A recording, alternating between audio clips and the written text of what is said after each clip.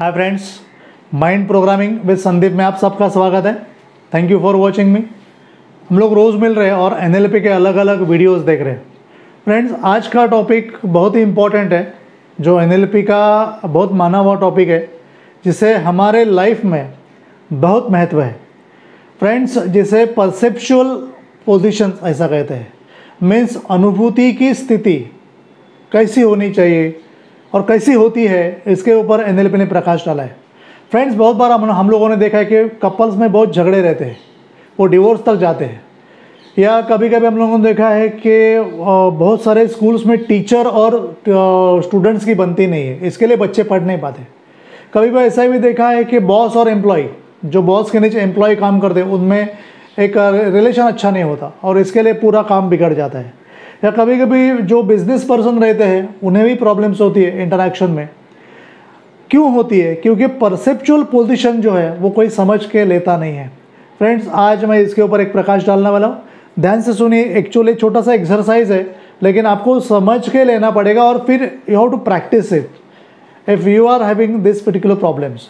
और किसी की भी आप हेल्प इसके ज़रिए कर सकते हैं। फ्रेंड्स, कभी ऐसा होता है जनरली, जब हम लोग एक कपल का एग्जांपल लेंगे, समझो हस्बैंड वाइफ है और उनमें बनती नहीं है, तो एक्चुअली हस्बैंड को क्या करना चाहिए और वाइफ को क्या करना चाहिए? समझो हस्बैंड की पोजीशन से हम लोग सोचेंगे, तो एक्चुअली समझो हस्बैंड यानी समझो आप है, ऐसी कल्पना कीजिए, और अदर यानी वो वाइफ है। तो एक्चुअली हमें पहली बात क्या करनी चाहिए कि हस्बैंड की नीड्स क्या है, उसकी ज़रूरतें क्या है, वो क्या वांट्स है, या हस्बैंड के कंसर्न्स क्या है, मीन्स उसकी चिंताएं कौन सी है, जो रिलेशन में बिगाड़ चल रहा है घर में, उसको लेकर बोल रहा हूँ मैं। या समझो हस्बैंड की अड़चनें कौन सी है, उसकी कॉन्स्टेंट्स कौन सी है, ये पहले समझ के लेनी होंगी हमें।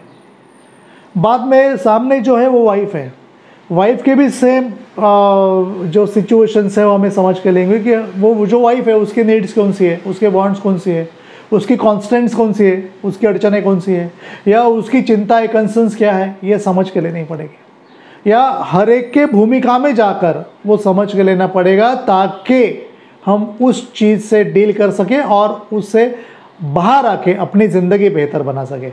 तो फ्रेंड, इसके लिए ये बहुत ही इम्पॉर्टेंट ऐसा एक्सरसाइज है जो परसेप्चुअल पोजीशंस पर आधारित है।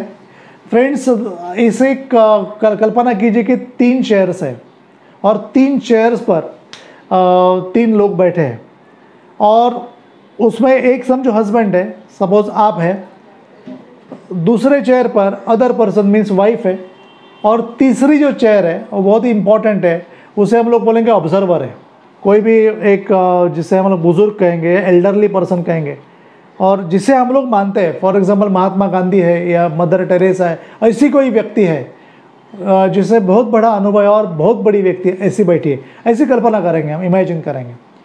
तो फ्रेंड्स, हम लोग क्या करेंगे, पहले खुद से शुरुआत करेंगे। मीन्स समझो हस्बैंड है, तो हस्बैंड अगर मनमुटाव है, फैमिली में बनती नहीं है या झगड़े होते हैं, डिवोर्स तक जा रहे, तो क्या करना पड़ेगा? मैं आपको एक एग्जाम्पल दे रहा हूँ, अलग अलग स्थिति में अलग अलग प्रकार से आप ये डील कर सकते हो। फ्रेंड्स, पहली तो बात यह है कि समझो सपोज यू आर हस्बैंड, आप पहली चेयर पर बैठे हो, हस्बैंड के चेयर पर, तो पहले जिस पोजीशन पर आप हो परसेप्चुअल, तो वहाँ पर आपको 2 चीज़ें देखनी होंगी। व्हाट इज़ योर रियलिटी, आपकी रियलिटी क्या है, and what are your challenges. हाँ, पहली बात रियलिटी क्या है, मीन्स एक्चुअली जो रिलेशन बिगड़ा है वो किसने बिगाड़ा है, वो आपको पहला खोजना पड़ेगा, और वो कैसे बिगड़ा है उसके ऊपर विचार करना पड़ेगा। Secondly, what are the thinking and feeling about this relation, कि आपकी उस रिलेशन के बारे में क्या थिंकिंग है या क्या फीलिंग है, उसके बारे में सोचना बहुत ज़रूरी है, क्योंकि फीलिंग बहुत इंपॉर्टेंट है। क्योंकि फीलिंग जो है वो हृदय से होती है, हार्ट से या अपने बॉडी से कनेक्ट होती है, और जो थिंकिंग है वो हमारे ब्रेन से होती है। इसके लिए दोनों मीन्स हार्टली और ब्रेनली हमें सोचना बहुत ज़रूरी है कि कैसे थिंकिंग है और कैसे फीलिंग है। थर्ड थिंग, आपकी आइडेंटिटी पर इसका कुछ असर पड़ रहा है क्या? ओके, इज इट असेल ऑन योर आइडेंटिटी, उसका कुछ आपके आइडेंटिटी पर आक्रमण हुआ है क्या? कि आपकी जो बीवी है बहुत पॉजिटिव है, या कुछ प्रॉब्लम आ रही है, आपकी आइडेंटिटी जो है वो उससे कुछ प्रॉब्लम आ रहे हैं अपने आपके आइडेंटिटी का, आपकी पूरी पर्सनालिटी पर, ऐसा कुछ हो गया क्या, उसके पीछे आपको जाना पड़ेगा। मीन्स आपकी जो रियलिटी है वो पहला समझ के लीजिए, ऐसा मेरा मानना है। Secondly, what are your challenges, क्या क्या चैलेंजेस आए ड्यू टू दिस, जो एक प्रकार का जो मनमुटाव चल रहा है कि बनती नहीं है, प्रॉब्लम है, इसके लिए कौन कौन से चैलेंजेस है। फॉर एग्जांपल कि आपकी फैमिली, मीन्स आप जिस घर में रहते हो, आपके घर का वातावरण, इसके वजह से कोई चैलेंजेस आ रहे हैं। मीन्स समझो आप जॉइंट फैमिली में रह रहे हो या न्यूक्लियर फैमिली में रह रहे हो, किस प्रकार का वातावरण आपके घर में है। सेकेंडली, आपके जो फ्रेंड्स हैं उनके वजह से कुछ प्रॉब्लम हो रही है, क्योंकि बहुत सारे फ्रेंड्स होते हैं, they are poking their nose in the families and due to that so many problem may get arise. बाहर के जो फ्रेंड वो बहुत नुक्ताचीनी करते घर में और इसलिए प्रॉब्लम्स होते हैं। क्या ऐसा कुछ है क्या, या आपके कुछ बिहेवियर पैटर्न जो है वो गलत है, आपका या आपके वाइफ का, इसके लिए सब ये हो रहा है कि बिहेवियर, बर्ताव, इससे कुछ प्रॉब्लम आ रही है क्या, कि कोई झगड़ालू है, कोई सुन के नहीं लेता है, कि बर्ताव अच्छा नहीं है, उसमें कुछ समस्या है क्या, ये आपको समझ के लेना चाहिए। वन मोर थिंग, आपके बिलीव्स क्या है, आपकी क्या श्रद्धा है जिसके वजह से प्रॉब्लम्स हो रही है, आपके वैल्यूज़ क्या, आप किसको ज़्यादा इंपॉर्टेंस दे रहे हो। समझो आप बुक्स को इंपॉर्टेंस दे रहे हो, बुक पढ़नी चाहिए और आपकी वाइफ टीवी देखती है, तो ये तो टकराव हो गया कि आप टीवी देखने के खिलाफ हो, आप बुक्स में ज़्यादा उलझे रहते हो, क्योंकि आपके वैल्यूज़ कुछ अलग है, आप दूसरे चीज़ों को आप इंपॉर्टेंस देते हो और आपकी वाइफ नहीं देती, तो इसके लिए मनमुटाव हो गया क्या, ये आपको देखना बहुत ज़रूरी है। तो फ्रेंड्स, ये आपकी पोजीशन होगी, आपके पोजीशन पर बैठकर आपको पूरा ऐसा विचार करना है कि मैं कहाँ पर हूँ और मेरी स्थिति क्या है, what is my position, that is my position 1, वो पहले समझ के लेनी बहुत ज़रूरी है। अभी सेकेंडली, आपकी वाइफ, सेकंड पोजीशन, अदर्स जिसको हम लोग बोले, अभी उसके चेयर पर जाकर बैठना है, आपको ही इमेजिन करना है और उसके चेयर पर बैठकर उसके नज़रिए से, फ्रॉम हर पर्सपेक्टिव आपको सोचना है उसके हस्बैंड के बारे में, मीन्स आपके बारे में। वो कैसा सोचना, ध्यान में रखिए।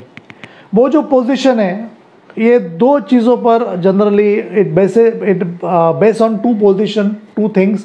पहली रहेगी एम्पैथी, जिसको हम लोग सहानुभूति बोलते हैं हिंदी में, and second as rapport. Rapport means घनिष्ठता, मीन्स उसकी भूमिका में जाकर आपको सोचना है कि वो, उसकी अनुभूति क्या है, उसकी सहानुभूति क्या है, वो कैसे सोचती है, और सेकेंडली उससे रैपो बनाकर आपको देखना चाहिए कि एक्चुअली उसकी थॉट प्रोसेस कैसी चल रही है।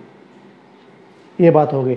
सेकेंडली, दूसरी चीज़ है, उसमें दो टाइप्स है इस चीज़ में, सेकंड पोजीशन में, कि understanding other person by their emotions and bye there intellectuals.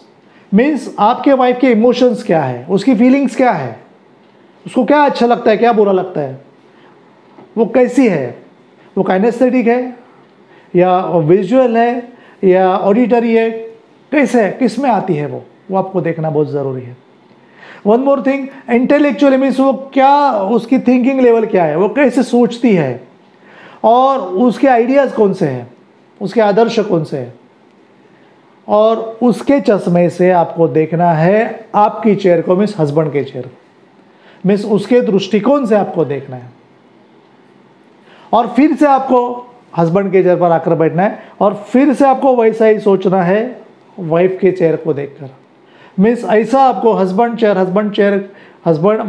Wife की चेयर पर बैठकर आपको एक दूसरे के पोजीशन के बारे में सोचना है। That is actually the perceptual. Okay, तो आप परसेप्चुअल कब होंगे, आपका जो परसेप्शन है वो एक दूसरे के प्रति क्या है, आपको समझ के लेना बहुत ज़रूरी है फ्रेंड्स।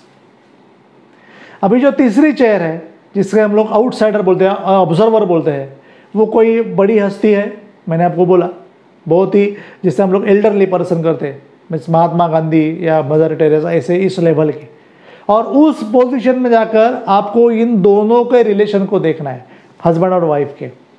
देखिए, लेकिन वहाँ पर आपको एक सोचना है कि वो डिटैच होनी चाहिए, जो पर्सपेक्टिव है वो डिटैच होनी चाहिए। मीन्स किससे भी अटैच नहीं, किसके एक के बारे में सोचना, बायस नहीं होना चाहिए कि हस्बैंड के तरफ पे मैं सोच रहा हूँ, वाइफ के तरफ से सोच नहीं। You must be very much objective about that thing. Objectivity होनी चाहिए सोचने में, और दोनों का विचार करना चाहिए। दोनों का जो रिलेशन है, सी द बोथ रिलेशनशिप्स, एक और दो, उनके बारे में सोचना है, और क्या एडवाइस दे सकते हैं आप आपके इनसाइट से, उसे सोचना है। कौन से वेज है ताकि इनका जो मन मुटाव है, इनमें जो बनती नहीं है, वो बने और इनका लाइफ अच्छा हो जाए, इसके बारे में आपको ऊपर से सोचना है। Okay, as a elderly person. जैसे आप सोचना शुरू कर दोगे तो आपको पता चलेगा कि there are so many remedies are there. बिना वजह हम लोग झगड़े करते हैं। इसके लिए ये परसेप्चुअल जो पोजीशन है बहुत ही इंपॉर्टेंट है। पहले राउंड में आपको इतना ही करना है। थोड़ी देर के बाद आपको सेकंड राउंड में जाना है। सेकंड राउंड में आपको क्या करना है, now repeat the same procedure जो आपने किया है।